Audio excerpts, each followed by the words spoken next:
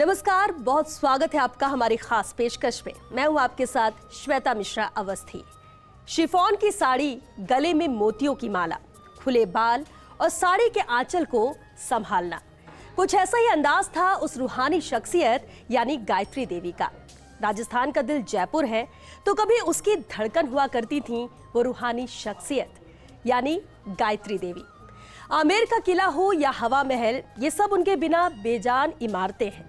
जयपुर कभी जिसके लिए पूरी दुनिया में मिसाल था, उनकी सांसों की महक यहाँ की आबो हवा में घुली हुई थी। कहते हैं कि खूबसूरती देखने वाले की आंखों में होती है, लेकिन गायत्री देवी के लिए ये बात शायद सटीक नहीं बैठती। उनके संपर्क में आने से ही लोगों की आंखों में खूबसूरती पैदा हो जाती होगी। आज से ठीक 103 साल पहले ऐसी शख्सियत का जन्म हुआ था। गायत्री देवी की जयंती के खास मौके पर शुरू करते हैं हमारा ये बेहद खास प्रोग्राम, जिसका नाम है गायत्री देवी, एक रूहानी शख्सियत।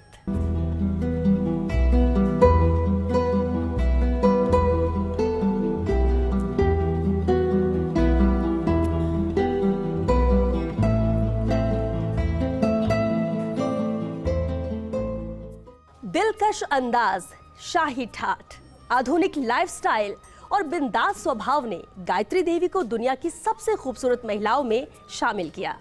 वे अपने जमाने में दुनिया की 10 सर्वाधिक सुंदर महिलाओं में शामिल थीं, लेकिन गायत्री देवी को सिर्फ सौंदर्य के साम्राज्ञी के रूप में याद किया जाना अधूरा आकलन होगा। जी हाँ, गायत्री देवी न केवल एक संवेदनशील इंसान, बेहतरीन राजनीतिज्ञ थीं, ये जनता के प्रति लगाव ही था कि वे जयपुर से 3 बार लगातार सांसद रहीं और जीत का विश्व रिकॉर्ड बनाया।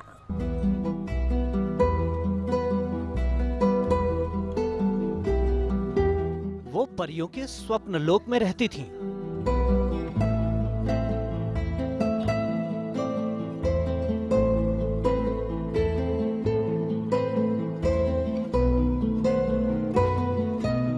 उनकी शान सबसे निराली थी।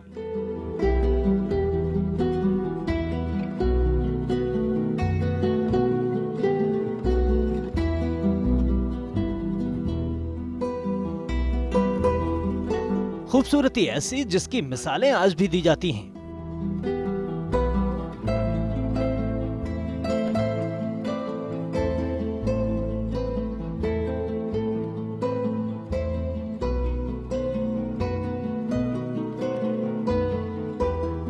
एक महारानी सबसे अलग है जिनकी कहानी।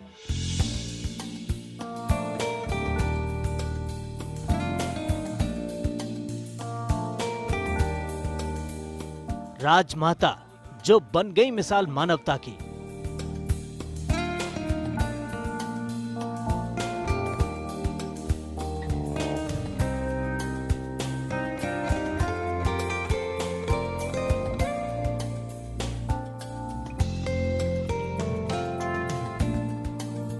साहस कूट कूट कर भरा था।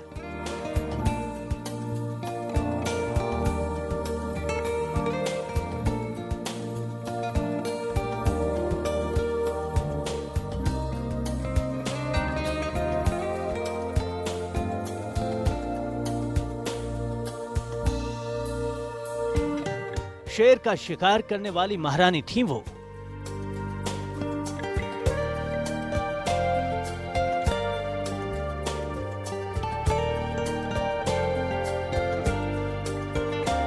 जिन्होंने जीवन के हर पहलू को गहराई से समझा।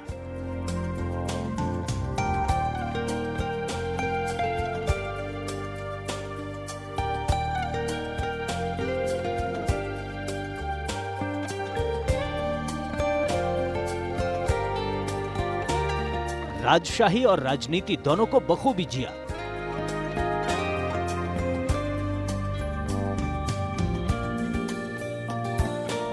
राजतंत्र से लोकतंत्र की यात्रा की साक्षी बनी।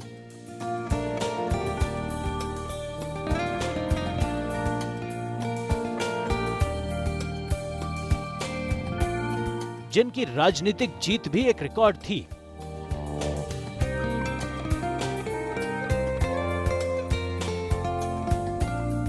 राजमाता गायत्री देवी जैसे किस्सों कहानियों वाली कोई उड़न परी हो। कहानी बिल्कुल किसी परी लोक जैसी, कहानी का हर पन्ना सपनीली दुनिया में लेकर जाता है, जहां शानदार महल है, सुंदर मेहराब वाले दालान है, फर्श पर मखमली कालीन बिछी है, छत पर बड़ा सा झूमर टंगा है, खूबसूरत पर्दे, झरोखों से आती ठंडी हवा, पलंग पर बैठी राजकुमारी। ऐसी ही जिंदगी थी राजमाता गायत्री देवी की। जयपुर की राजमाता गायत्री देवी को कौन नहीं जानता। 23 मई 1919 को लंदन में उनका जन्म हुआ था। उनके पिता कूच बिहार के राजा थे और मां इंदिरा राजे बड़ौदा की मराठा राजकुमारी थी। गायत्री देवी एक शानदार महल में पली बड़ी थी। उनके दोस्त और परिवार के लोग उन्हें प्यार से आयशा कहकर बुलाते थे। My real name is Gayatri, but my mother was reading Rider Haggard's book. She. And she said, if I have a girl, then I will call her Aisha. And so she did. And then Muslim friends came to call on her and said, oh, you've given her a Muslim name. Oh, she said, yes, I never thought about that. Then, of course, my Janam Patri was with Ga, and the name was Gayatri. Gayatri Devi को शुरू से खेलने और शिकार करने का शौक था। उन्होंने अपने जीवन का पहला शिकार 12 साल की उम्र में किया था। शिकार करना उनके लिए एक बहुत ही आम चीज मानी जाती थी। वो शुरुआत से ही एक शाही जिंदगी व्यतीत कर रही थी। शाही पोशाक, कीमती हीरे जवाहरात और पैसा उनके पास इतना था जिसे देखते ही सिर चकरा जाए। महारानी गायत्री का घर उस समय के सबसे अमीर शाही घरानों में गिना जाता था। कहते हैं कि गायत्री देवी को लग्जरी गाड़ियों का खूब शौक था। उनके पास बहुत सी महंगी गाड़ियां थी। इतना ही नहीं, कहते हैं कि उनके पर्सनल कलेक्शन में कुछ रोल्स रॉयस और एक एयरक्राफ्ट भी था। माना जाता है कि उन्हें गाड़ियों का इतना शौक था कि भारत में पहली मर्सिडीज बेंच W126 उन्होंने ही खास तौर पर इंपोर्ट करवाई थी। बाद में उस गाड़ी को उन्होंने मलेशिया भेज दिया था। राजमाता के जीवन की कहानी उतार चढ़ाव भरी रही, लेकिन उनका जुझारूपन, शासन करने की काबिलियत और महलों में रहकर भी लोगों से जुड़ने की कला उन्हें शानदार इंसान बनाती है। उनके जीवन से जुड़ी हर एक कहानी ऐसी है जिसमें दिलचस्पी है, जिसमें रोमांच है, जिसमें जिंदगी का फलसफा है, जिसमें सबक है। उनके जीवन से जुड़ी कुछ ऐसी ही कहानियां आगे आपको दिखाएंगे। देखते रहिए फर्स्ट इंडिया न्यूज। लंदन में जन्म, कूच बिहार के युवराज की बेटी, विदेशों में पढ़ाई, कुछ इस तरह जिंदगी का सफर तय करने वाली गायत्री देवी कैसे जयपुर राजघराने की बहू बनी। लग्जरी लाइफ से जनता की सेवा तक गायत्री देवी के जीवन की हर एक कहानी बेहद दिलचस्प है। गायत्री देवी का एक इंटरव्यू बेहद मशहूर है, जिसमें उन्होंने अपनी जिंदगी के हर पहलू से रूबरू करवाया है। बेशक महारानी गायत्री देवी रूप की रानी थी। उनकी खूबसूरती की बदौलत ही पहले से शादीशुदा महाराज मानसिंह ने उनसे शादी का प्रस्ताव रख दिया था। ये बात उस समय की है जब गायत्री देवी महज 12 साल की थीं और उनकी मुलाकात पहली बार जयपुर के महाराजा मानसिंह द्वितीय से हुई। दोनों की पहली मुलाकात पोलो ग्राउंड में हुई। उस दिन से दोनों के बीच में एक रिश्ता शुरू हो गया। वे दोनों एक दूसरे से मिलने लगे थे। Well, he used to come and play polo in Calcutta, and then this year he came to stay with us, and we were all absolutely riveted by him. And he arrived very good looking in a beautiful car, and his polo ponies came one more beautiful than the other. We all sort of hero worshipped him. My brothers hero worshipped him, and so did I. He was the Maharaj of Jaipur, and he was staying with us. All our friends envied us. Then he played tennis and other games with us, and everybody loved him. He was a very easy, natural person. जैसे ही गायत्री देवी 17 साल की हुई, महाराजा मानसिंह ने उन्हें propose कर दिया। प्रेम में पड़ी महारानी गायत्री देवी ने महाराजा का ये प्रस्ताव स्वीकार तो कर लिया। कहते हैं कि महाराजा की पहले से 2 बीबियां थीं, जिसका पता गायत्री देवी को शादी से पहले से ही था। फिर भी उन्होंने महाराजा से विवाह किया। In the beginning, yes. The Maharaj of Jaipur was coming to stay. Yes, Your Highness, no, Your Highness, this, that, and the other. And when we went to the polo match, everybody backed Jaipur, and he won every single tournament. And in the evening, they had a celebration party in Furpos in Calcutta, which used to be the place in those days. And so my mother said, well, what would you like to do, Jai? So he said, well, I'll have a party here, and can the girls stay? The girls were myself, aged about 14, and my sister, aged 13. So we were with him, and he offered us a glass of champagne. He offered me from his glass, and he said, no, I said, no, I don't drink anybody's juta. So I had a glass to myself. My sister had a sip out of his. And then, much to our annoyance, Governors came to fetch us at about 9:30. But you used to fantasize about him. I wanted to be his size. His size. Yes. And then? Then maybe by accident, when he was getting on the horse, he might touch my hand. So that was the big thing. That was the dream. That was the dream. He had a bandage that he used to play when he played polo, and he used to take it off, and I kept the bandage. And I took a string of it, and I had a little locket, and that string was in the locket for a long, long time. You were in love with him. I must have been. I thought it was hero worship then, but it must have been. But your dreams came true. I mean, you had no hopes that they would, but they came true. No, I never even thought about it. I mean, he was in a plane far high above me. But he told your mother when you were about 14 or 15 that Yes. when you grew up, He would like to marry me. And she said, what nonsense. She didn't think much about it because, I mean, I was 14 and he was already married once and he was going to get married for the second time. So she didn't take it seriously. but then when you were 16, he proposed to you. Then when I was 16, he asked me if I would marry him. He said to me, he said, you know, I fly, I play polo, I might have an accident, I might be disabled or something, so I'm not holding you to your promise. But I said, no, I'd like to marry you. उन्होंने शादी तो की, लेकिन वो नहीं जानती थी कि उन्हें आगे कितनी परेशानियों का सामना करना पड़ेगा। महाराजा मान सिंह के घराने में औरतों को पर्दा प्रथा का पालन करना पड़ता था। दूसरी ओर गायत्री देवी मॉडर्न ख्यालों की थी और इन प्रथाओं में विश्वास नहीं करती थी। उन्होंने वहां आते ही ठान लिया था कि वो औरतों को प्रोत्साहन देंगी। इस काम के लिए उन्होंने लड़कियों के लिए एक खास स्कूल भी खुलवाया। कहते हैं कि वो हर मौके पर महिलाओं के हक के लिए जरूर खड़ी होती थी। भारत में कई महारानियां थी, लेकिन महारानी गायत्री देवी की बात अलग थी। फेमस फैशन और लाइफस्टाइल मैगजीन वोग ने दुनिया की 10 सबसे खूबसूरत महिलाओं की सूची में उन्हें शामिल किया। सिर्फ अपना देश ही नहीं बल्कि विदेशों तक महारानी की खूबसूरती के चर्चे हुआ करते थे। गायत्री देवी उस दौर की फैशन आइकन मानी जाती थी। उनका ड्रेसिंग सेंस बेहद खास था। वे अपनी ज्वेलरी और फ्रेंच शिफॉन की साड़ियां पहनने के लिए जानी जाती थीं। उनका स्टाइल इतना पॉपुलर था कि उस जमाने में महिलाएं उनके स्टाइल को कॉपी किया करती थीं। जाहिर तौर पर लोग उनके मुरीद हुए। बॉलीवुड के महानायक अमिताभ बच्चन भी उनकी खूबसूरती के कायल थे। कहते हैं कि उस समय अमिताभ अपने कॉलेज के दिनों में थे। गायत्री देवी की एक झलक पाने के लिए अमिताभ जयपुर के पोलो क्लब के अंदर चोरी छिपे जाते थे। सन 1962 से पहले गायत्री देवी एक खूबसूरत शख्सियत के तौर पर मशहूर थीं, लेकिन राजनीति में कदम रखने के बाद उनकी पहचान एक मजबूत और सशक्त महिला के रूप में होने लगी। सन 1962 में उन्होंने पहला लोकसभा चुनाव लड़ा। सी राजगोपालाचारी की स्वतंत्र पार्टी से उन्होंने चुनाव लड़ा। उनकी जीत के आंकड़े चौंकाने वाले थे। जयपुर संसदीय क्षेत्र में 2,46,516 वोट थे, जिसमें से महारानी ने 1,92,909 वोट हासिल किए। उनकी ये जीत Guinness book of world record में भी दर्ज की गई। सन 1967 और 1971 के चुनावों में भी उन्होंने जीत दर्ज की। कहते हैं कि राजनीति का रास्ता सबसे कठिन होता है, लेकिन राजमाता के जीवन में उससे भी कठिन समय तब आया जब देश में आपातकाल लगा। महारानी पर आरोप लगाया गया कि उन्होंने काफी धन महल में छिपा रखा है, जिसका देश के खिलाफ गलत उपयोग किया जा सकता है। गायत्री देवी ने इस इल्जाम से इनकार किया, लेकिन उनकी किसी ने नहीं सुनी। रातों रात उनके घर में रेड मारी गई और हर जगह खुदाई करके धन ढूंढने की कोशिश की गई, लेकिन उन्हें वहां कुछ नहीं मिला। गायत्री देवी को जेल भी जाना पड़ा, जिसके कारण उनका राजनीतिक करियर खत्म हो गया। जेल से वापस आने के बाद उन्होंने राजनीति में न जाकर लेखन पर ध्यान देना शुरू किया।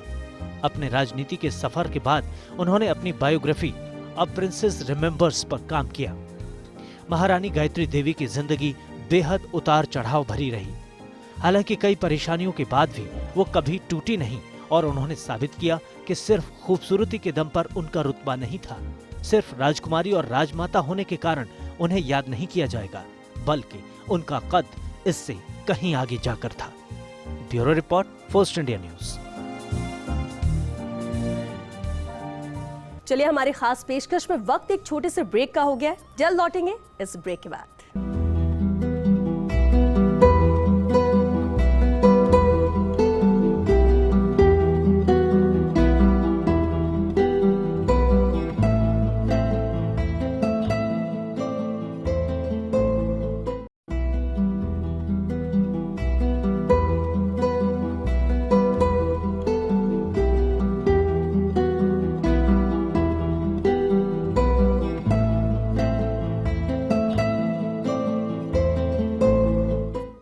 गायत्री देवी एक अच्छी घुड़सवार और पोलो की खिलाड़ी थी। गायत्री देवी का निशाना भी कमाल का था और वे अक्सर शिकार पर भी जाया करती थी। उन्हें गाड़ियों का भी काफी शौक था। उनके पास खुद का हवाई जहाज था। भारत में इंपोर्ट की गई पहली मर्सिडीज बेंज W126 और रोल्स रॉयस गाड़ियां उनके गैराज की शान बढ़ाती थी। गायत्री देवी के जीवन से जुड़े और भी कई अनछुए पहलू हैं, ये रिपोर्ट देखिए। जयपुर की महारानी गायत्री देवी को अपने जमाने की सबसे खूबसूरत महिला माना जाता था। रानी गायत्री देवी का जन्म और उनका विवाह दोनों ही राजघरानों में हुए थे। उनके व्यक्तित्व पर उनकी शाही परवरिश साफ देखी जा सकती थी। बहुत से इतिहासकार तो ये भी कहते हैं कि आज तक महारानी गायत्री देवी से ज्यादा नजाकत और रॉयल्टी शाही घराने से ताल्लुक रखने वाली किसी अन्य महिला में नहीं देखी गई। लोग उन्हें रॉयल्टी का पर्यायवाची कहते हैं। गायत्री देवी का जीवन परियों की दुनिया जैसा था, लेकिन हर कहानी में कोई न कोई समस्या तो जरूर होती है, कोई न कोई त्रासदी भी होती है। कुछ ऐसी ही थी महारानी गायत्री देवी की जिंदगी। उनका जन्म असम के कूच बिहार के राजघराने में हुआ। गायत्री देवी की माता इंदिरा राजे भी बड़ौदा के मराठी शाही परिवार से संबंध रखती थी। वो महाराज सयाजीराव गायकवाड़ तृतीय की इकलौती संतान थी। सयाजीराव गायकवाड़ के भाई की मृत्यु के पश्चात उन्हें गद्दी पर बैठा दिया गया और यहीं से शुरू हुआ गायत्री देवी का राजसी सफर। गायत्री देवी ने लंदन, शांति निकेतन और स्विट्जरलैंड से अपनी शिक्षा ग्रहण की और फिर बाद में London school of secretaries, brilliant mount and monkey club में दाखिला लिया। महारानी गायत्री देवी बेहतरीन घुड़सवार थीं और पोलो की अच्छी खिलाड़ी थीं। उन्हें शिकार पर जाने का भी शौक था। वो निशाना बहुत अच्छा लगाती थीं। इसके अलावा उन्हें रॉयल गाड़ियों का शौक था। 15 अक्टूबर 1949 को महारानी गायत्री देवी ने एक पुत्र को जन्म दिया था। इनका नाम रखा गया राजकुमार जगत सिंह। साल 1949 में ही उन्हें जयपुर की राजमाता का दर्जा मिला। जगत सिंह महाराज सवाई मानसिंह द्वितीय की पहली पत्नी से उत्पन्न पुत्र भवानी सिंह के सौतेले भाई थे, जिन्हें बाद में उनके पिता के भाई की जागीर सौंपी गई। जगत सिंह ने थाईलैंड के युवराज प्रिय रंगसित और उनकी पत्नी विभावती रंगसित की पुत्री ललिता कुमारी से विवाह किया। राजमाता के जीवन में 2 दुखद घटनाओं ने उनका जीवन कष्टमय बना दिया। पोलो खेलते हुए उनके पति सवाई मानसिंह द्वितीय की मृत्यु हो गई और 1997 में उन्होंने अपने इकलौते पुत्र को खो दिया। इसके बाद उनका राजनीतिक सफर शुरू हुआ। वे स्वतंत्र पार्टी से लोकसभा के लिए चुनी गई। साल 1965 में उन्हें लाल बहादुर शास्त्री द्वारा कांग्रेस में शामिल होने का न्योता मिला, लेकिन उन्होंने अपने आदर्शों के साथ खिलवाड़ न करते हुए कांग्रेस के साथ हाथ नहीं मिलाया और भैरों सिंह शेखावत के नेतृत्व में जनसंघ के साथ गठबंधन कर दिया। स्वतंत्र पार्टी और जनसंघ के गठबंधन ने सन 1967 के चुनावों में बड़ी जीत हासिल की। आपातकाल के बाद उपजे हालातों में उन्होंने राजनीति छोड़ दी। राजनीति छोड़ने के बाद उन्होंने लेखन और सामाजिक कार्यों में ध्यान देना शुरू किया।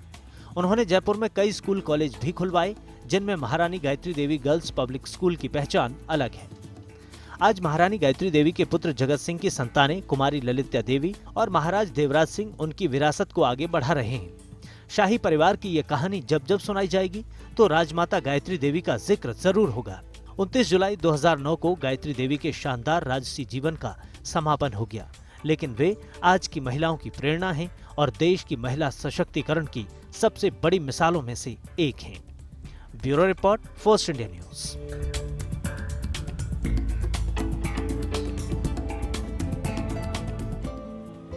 और चलिए इसी के साथ हमारे खास पेशकश में फिलहाल के लिए इतना ही। दीजिए इजाजत। नमस्कार।